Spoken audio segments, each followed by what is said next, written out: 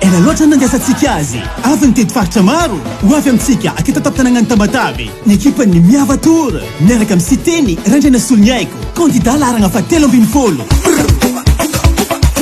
Tegna kolatsa-danja amin'ny faritra hafa koa tsika vahoaka ny Tamatavy itsena ny fomba makotroko ny fahatongavan'ny kandidatsika Siteny Randrana Solony Haiko. Tongava aby na viavy na lilahy indrindra fo antsika tanora.